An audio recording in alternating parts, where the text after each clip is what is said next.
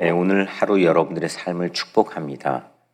오늘 다시 시즌 2 러브레터 비전을 위해 기도해 주십시오. 하나님에게 러브레터를 받는 세상의 러브레터를 전하는 교회가 됩시다. 여러분들이라면 한 번 우리에게 잠깐 우리에게 주어진 본문을 지금 읽었는데 쉽진 않겠지만 여러분들에게는 오늘 이 본문에서 눈에 띄는 그런 단어가 어떤 단어가 있습니까? 또 본문의 키워드를 바울의 입장에서 바울이 무엇을 강조하려고 했었는지 생각해 본다면 어떤 단어가 보여집니까? 주님께서 주신 오늘 이 본문 안에서의 제게 감동으로 주신 키워드는 모든입니다. all, 모든. 7절의 짧은 본문인데 5번이나 반복되어서 사용되고 있습니다. 1절, 또 2절에서는 2번, 4절, 6절 이렇게 5번이 사용되고 있는데 이렇게 모든을 반복해 사용하고 있는 바울은 그래서 그에 따른 결론으로 마지막 문장을 우리가 주목해 볼 수가 있습니다. 7절에 내가 이방인의 스승이 되었노라. 그러니까 모든, 또 모두, all 이것이 향하고 있는 방향은 바울의 새로운 사역을 열어주신 것인데 그게 이방인을 향한 사역입니다. 이방인까지 포함해 모든이죠. 그래서 바울은 모두를 볼 수밖에 없었고 그래서 이방인의 스승이 되었다. 이게 바울의 사역의 또 바울의 삶의 가장 중요한 부분입니다. 모두를 사람들이 모두 말합니다. Everybody, 또 all, 특히 대중에게 많이 노출되어 있는 사람들은 늘 그거에 대해서 이야기합니다.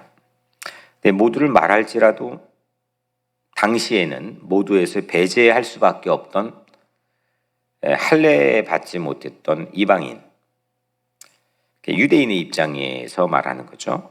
그 이방인의 사도와 스승을 자처한 장본인이 바울이라는 거죠. 이게 어떻게 가능하냐? 지난 주일 설교에서 그 말씀을 주셨던 것처럼 바울은 자기 스스로를 두 가지 듀얼 아이덴티티로 소개하죠. 하나는 죄인 중의 괴수, 또 하나는 직분자로 소개를 하고 있습니다. 근데 죄인 중 괴수와 직분자가 이 세상에서는 동시에 같이 공존한다는 게 쉽지가 않은 거죠. 근데 이 편차를 같은 한 사람 안에서 동시에 같이 공존하면서 이 편차를 최대한 늘릴수록 예수님이 주신 은혜가 나에게 pour out, 나에게 쏟아졌다, 나에게 부어져 버렸다, 이렇게 고백할 수 있다는 거죠. 죄인 중에 괴수인데 나를 못 믿고 위험을 무릅쓰고 나에게 이 사명과 직분, 또 나에게 삶을 맡기셨던 거지. 이게 늘어나면 근데 사람들은 그게 쉽지 않아요. 나 정도면 괜찮지 않아? 내가 얼마나 열심히 했는데 내가 그래도 노력했잖아. 자꾸 여기에 포커스가 가서 이 편차가 줄어들거든요. 그래서 이제는 아예 역전이 돼버려요. 이 직분보다는 내가 훨씬 더 커리어가 괜찮지. 내가 얼마나 노력했는데, 내가 한때는 이렇게 생각해서 오히려 역전이 돼버리면 은혜는 사라지게 되는 거죠.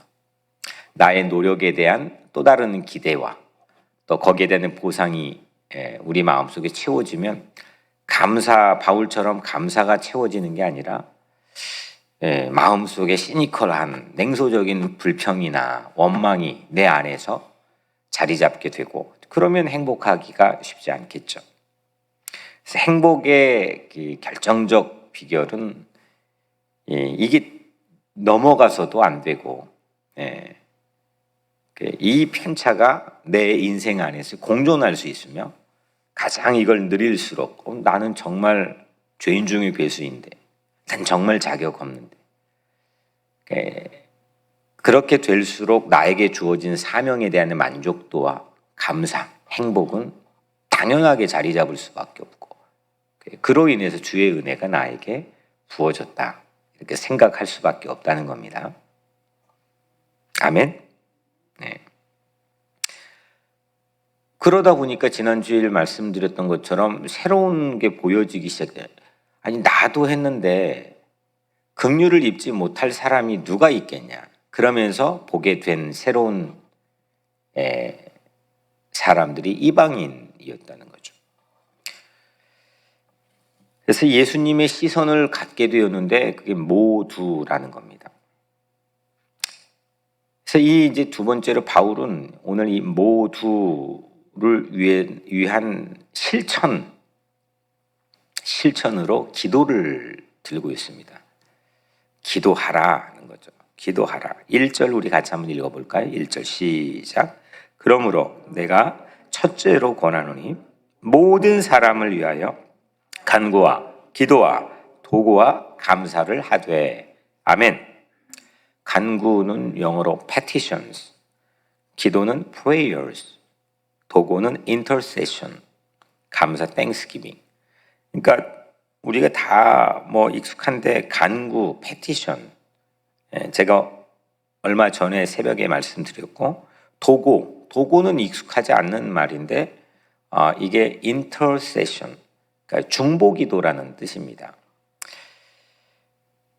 여튼 간구, 기도, 모두를 위해서 기도해라, 이렇게 말하는 건데요. 특히 중보기도는 나를 위해서 기도하는 겁니까? 누군가를 위해서 기도하는 겁니까? 후자죠. 그러니까 중보기도는 모든 사람을 위해서 내 삶이 확장되는 가장 중요한 신앙적인 실천이다, 이렇게 말할 수가 있겠죠. 심지어 바울이 오늘 상당히 과감한 얘기를 합니다. 이게 잘못 읽게 되면 바울을 오해하기가 매우 쉬운데, 심지어 어떤 사람까지도 위해서 그 모두에 포함시켜가지고 기도하라고 하는지 2절에 보면 임금들과 높은 지위에 있는 모든 사람을 위하여 하라. 임금들과 높은 지위에 있는 모든 사람.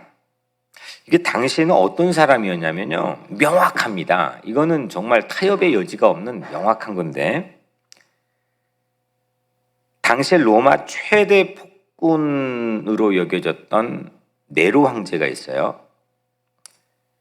그 네로 황제는 여러분들 잘 익숙하게 아시죠? 그 통치 아래서 악랄한 지도자들까지, 그러니까 네로 황제와 로마 이 정부 제국 안에서의 악랄한 지도자들까지 위해서 기도하라. 여러분들이라면 어떻겠습니까? 여러분들이 일제시대 때 살았는데, 그 일제시대의 이토 히로부미나 아니면은 그에 부역하는 친일파나 이런 사람들을 위해서 우리에게 매우 심각한 어려움을 제공해 주는데 위해서 기도하라. 이게 과연 가능하냐, 이거. 근데 바울이 지금 그 얘기를 하는 겁니다. 특히나 당시엔 네로 황제가 전국의 위기를 겪고 있는데, 그거를 모면할 요량으로 벌인 유명한 사건이 있는데, 로마에 어마어마한 그 방화가 일어납니다. 불이 납니다. 대화재 사건이 일어나는데, 그게 의도적 방화였고, 그거를 누구에게 뒤집어 씌우느냐? 유대인에게, 특히 유대인 크리스천들에게 뒤집어 씌우죠. 그걸로 인해서 본격적인 기독교인들에게 박해와 핍박이 시작이 됩니다. 그래서 우리가 여러분들이 잘 아는 이 당시에 크리스찬들이 십자가에 못 박혀 죽고 또 그 불에 태워 순교당하고 사자의 밥이 원형경기, 이게 전부 네로 황제 시대의 그 사건 이후에 일어난 사건이거든요. 여하튼 바울은 그런 사람들까지도 포함해서 모든 사람에게 포함해서 기도하라. 그것도 로마 감옥에서 이걸 지금 쓴 겁니다. 정말 놀랍지 않습니까? 우리는 이걸 어떻게 이해해야 되는가? 여러분들은 최근 기도해 주고 싶은 사람 목록을 작성해 본 적이 있습니까? 뭐 쓰진 않더라도 마음속에라도 난 누구를 위해서 기도해야지. 나는 누구를 위해서 기도하는 사람들이 나에게 리스트로 있지. 거기서 누구 이름이 가장 먼저 반복적으로 떠오릅니까? 기도 목록이라고 하는 건 대개 우리 가까이에 있는 것부터 동심원을 이루면 확장이 됩니다. 거의 다 그렇습니다. 나 전혀 모르는 사람을 매일 나의 가장 가까운 동심원에서 확장시켜가면서 내가 위해 기도하는 건 거의 쉽지 않습니다. 바울도 마찬가지입니다. 친지, 친척, 친구, 동역자 이렇게 확장시켜 나가는 거죠. 내게 가까운 사람부터 시작해서 동심원의 넓이가 어느 정도 지속되고 있느냐, 이게 이제 그 사람이 가지고 있는 모두에 대한 확장된 영역의 크기가 되겠죠. 그래서 우리 교회의 이제 주일 예배의 합심기도 제목을 여러분들이 같이 공유하고 나누면서 기도할 때도 여러분들의 평일의 삶에서는 사실 전혀 생각하지 않을 내용인데 그 시간, 단 뭐 1분 미만의 시간이라도 그 기도 제목을 가지고 기도하면서 우리 성도들이 성숙하게 누군가를 나만을 위해서, 내가 먹고 사는 문제, 또 내 마음에 있는 것만 위해서 기도하는 게 아니라 그 동심원을 확장시켜 나가는, 그러니까 하나님이 정말 기뻐하시는 기도 제목의 삶을 깨우는 시간이겠죠. 바울에게 기도 목록의 이 동심원의 확장은 오늘로 보면은 정말 실로 놀라운 겁니다. 아니 네로 황제나 그에 부역하는 그 악랄한 지도자들까지 다 포함해서 무한대인 것 같아요. 모두가 이게 제한이 없는 것 같다는 거죠. 이게 이제 바울의 기도 목록, 바울이 말하는 모두 띠올로지, 그러니까 모두를 포함하고 있는 영역에 대한 확장, 이게 무한대라고 하는 게 실로 놀랍다는 겁니다. 대개 우리는 어딘가에 소속돼 있죠. 그 동시에 나는 어디 우리 교회 멤버십을 가지고 있다라고 하면 동시에 난 누군가와 다른 게 생기죠. 다른 교회에 다니고 있는 멤버들과 차이가 생기고, 그러니까 이게 무언가에 소속돼, 나는 지금 미국에 살고 있다. 그러면 미국에 아닌 사람들과 차이가 생기는 거죠. 나는 시리즌이다. 그러면은 언다큐멘티드, 그러니까 서류 미비자들하고 나는 구분이 되는 거예요. 그러면서 사람들은 나는 어디 소속돼 있다는 것 때문에 막 그걸 강조하면 할수록 나도 모르게 누군가를 배제하는 모양새가 되는 게 인간의 연약함입니다.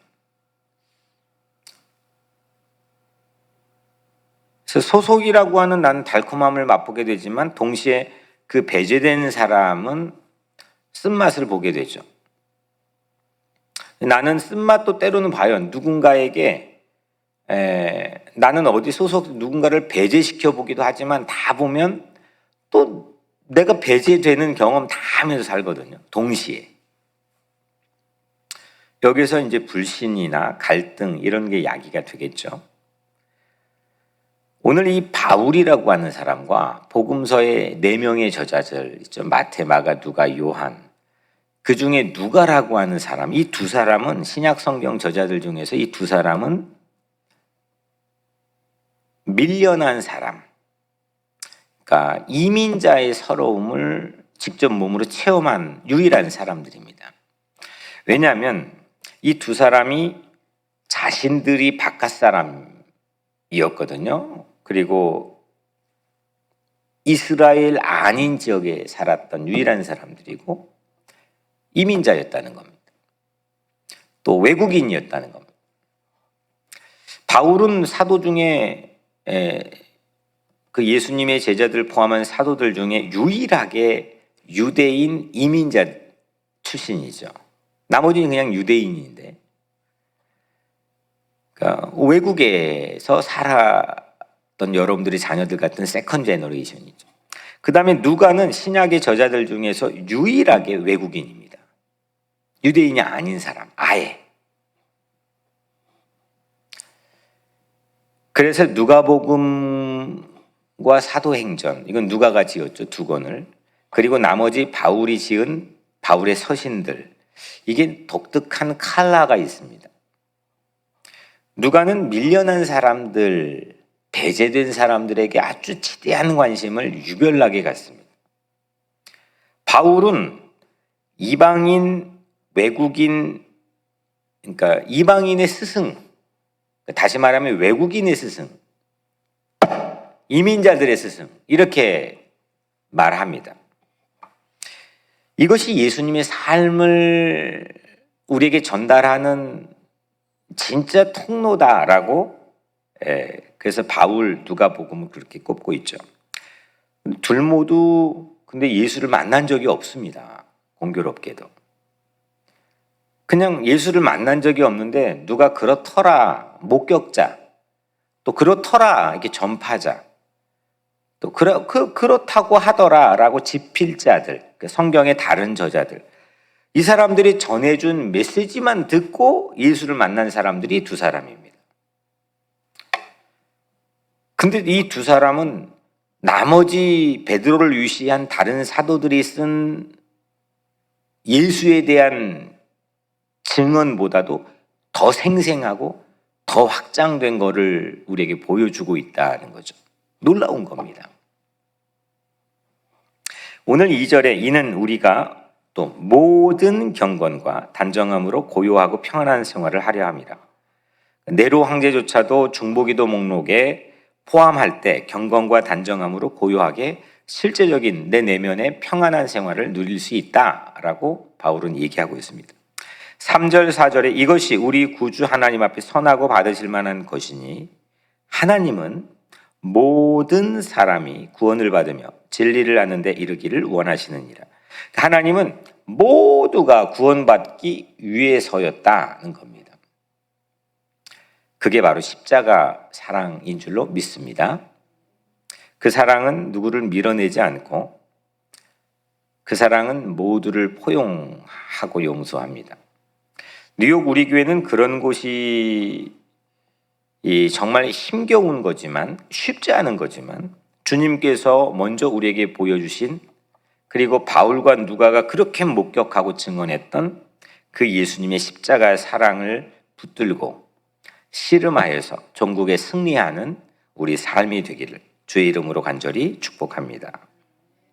누가라고 하는 사람은 언제 예수를 그럼 믿게 되었느냐? 바울이 두 번째 2차 선교 여행에서 처음 만났고, 그러니까 바울을 처음 2차 선교 여행에서 만났고 3차 여행 때 합류해서 예루살렘에, 그러니까 그 2차 여행 때 처음 만났고 3차 여행 때 바울이 예루살렘에 들어가서 체포돼서 로마로 끌려가잖아요. 그때 바울과 함께 다들 거기 들어가면 잡힙니다, 죽습니다, 이렇게 얘기하는데 유일하게 옆에서 함께 그냥 예루살렘으로 죽을 폭 잡고 들어가 버린, 바울과 들어가 버린 사람이 누가입니다. 바울이 로마 미결수로 있을 때 곁에 머문 유일한 사람이 또 누가입니다. 바울이 이렇게 말하죠. 디모데 후서 4장 11절에 누가만 나와 함께 있느니라. 그러니까 누가는 사랑의 사람이 된 거죠. 그냥 예루살렘도 끝까지 들어가 버리고, 그리고 로마까지 그냥 끝까지 같이 따라가 가지고 옆에서 같이 누가만 있는. 바울과 함께 누가는 예수 복음을 들고 이방인의 경계를 마구 그냥 마음대로 자유롭게 넘나들었던 사람이고, 모두가 하나님의 가족이 되게 했던 그런 신약의 이 쌍두마차입니다. 모두를 사랑하는 그리스도의 용기를 가장 닮았던 두 사람이 바로 누가와 바울입니다. 그래서 누가복음에 보면 다른 마태, 마가, 요한에는 전혀 보이지 않는 거지 나사로가 등장하고 삭개오가 등장하고 뽕나무 위에 올라간 탕자가 누가복음에만 나타나고, 또 강도 만난 한 사람을 도와준 선한 제사장이 아니고 사마리아인도 누가 눈에만 비친 거고, 십자가에서 양쪽의 강도가 죽어가는데 한 강도를 낙원에 함께 허락받았던 이 에피소드도 누가에만 있고, 바울의 1차, 2차, 3차의 세계로 뻗어나가는 여행을 증언한 사도행전 누가가 지은 건데, 마태, 마가, 요한 아무도 전하지 않고 있는데 누가만 전하고 있고, 그러니까 이 시야 자체가 이 배제되고 밀려나고 약하고 소외받고 가난하고 버려지고 외국인이고 이방인이고 이런 사람들에게 포커스가 돼 마음은 예수처럼 빼앗겨버린 사람 두 사람이 바로 이 누가와 바울이라는 거죠. 당시 로마 황제를 이 주님, 로드로 부른다고 했었잖아요. 근데 이제 당시에는 그 로드라고 부르는 이유는, 그 비석에 가면은 그렇게 있다 그랬잖아요. 부르는 이유는 그 황제에게, to emperor, 그러니까 그 황제에게 기도하라는 거예요. 그 황제가 곧 신이라는 거죠. 황제가 주인이라는 겁니다. 근데 바울은 오늘 뭐라고 얘기했느냐? 황제를 위해서 기도하라고 그랬어요. 권력을 가진 모든 이들을 위해서, 그러니까 for입니다. 저도 이제 처음 감동을 주신 건데, 이것은 황제를, 다른 사람들이 이게 바울이 참 이 공격을 받는 가장 주요한 요인 중에 하나인데,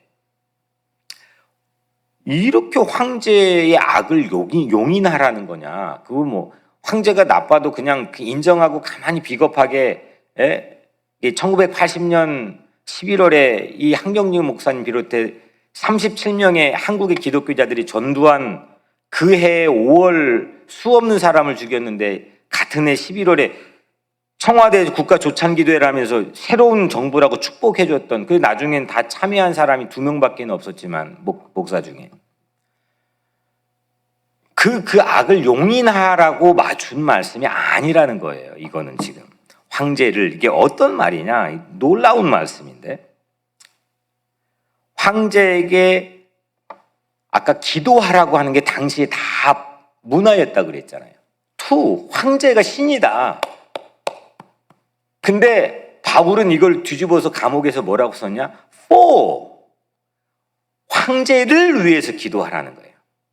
황제는 신이 아니다. 그까짓 것 고작 기도해 줘야 될 그건 피조물이다. 사람들은 전부 와, 이게 권력을 가지고 있다, 대단하다, 야 무슨 도움이 필요하겠어. 그리고 그에게 경배하고 기도를 그에게 드렸단 말이에요. 근데 바울은 그걸 완전히 전치사를 바꿔버려서 그들을 위해서 기도하라는 거예요. 그러니까 그들의 악을 용인하고 그들 곁에서 나쁜 짓 다 해도 그냥 비겁하게 축복해주고 비겁하게 설교하고 이렇게 말하라는 게 아니라 그들을 위해서 그냥 기도하라는 거예요. 그게 예수의 못 박혀 달려있던 십자가에 못 박혀, 그게 예수의 모습이었다는 거죠. 자기가 만난 예수의, 놀라운 거죠. 어떤 통치자도 사람의 몸을 입고 신이라 할 수 없다 이겁니다. 어떤 권력자도 어떤 힘을 가지고 어떤 부자들도 그게 신처럼 보일지라도 아니다 거기 현혹되지 말라. 그들을 위해 기도하라. 그 고작 피조물에 불과하다. 기도가 필요한 사람에 불과하다. 그런 걸 지금 말하고 있는 겁니다. 그래서 하나님과 사람 사이의 중보자로 계신 유일한 사람은 누구예요? 예수님 한 분뿐이라는 거예요. 너무 멋있는 말씀. 5절 우리 같이 한번 읽어볼까요? 5절 소리 내서 읽어요. 시작. 하나님은 한 분이시요 또 하나님과 사람 사이의 중보자도 한 분이시니 곧 사람이신 그리스도 예수라. 아멘. 하나님과 사람 사이에 있는 중보자가 황제가 아니라는 거예요. 사람이신 그리스도 예수뿐이라는 거죠. 그러니까 로마 감옥에 나 죽일 테면 죽여봐라. 나는 황제에게 절대 기도하지 않는다. 황제를 중보자로 생각하지 않는다. 사람으로서 중보자인 유일한 한 사람은 예수밖에 없다. 죽이려면 죽여봐라. 이렇게 지금 얘기하는 거죠. 도리어 그 악을 용인하는 게 아니라 그 악에게 자기가 그 악을 위해서 기도하는 가장 강한 저항의 모습을 보여주는 거죠. 이게 바울이라는 거예요. 강자와 원수 위에 중보하라는 것은 불의 편에 비겁하게 서라는 뜻이 아니라 도리어 강자와 원수조차도 하나님과 중보할 수 있는 유일한 중보자는 예수 그리스도 한 분뿐이라 라고 하는 담대한 신앙 고백이라는 거죠.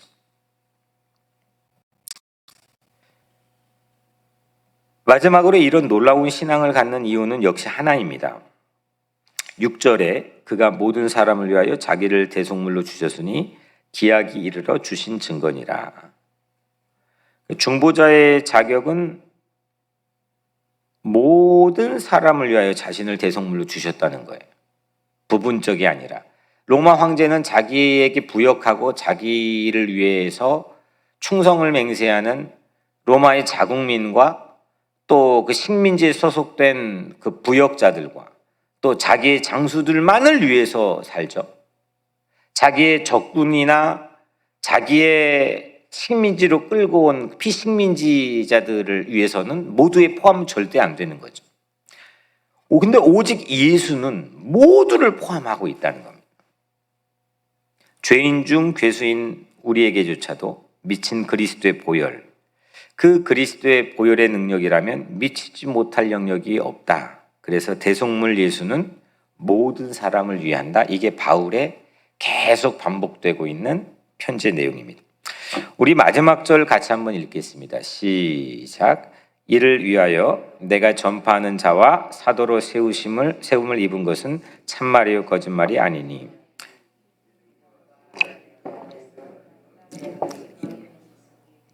네, 내가 이방인의 스승이 되었노라.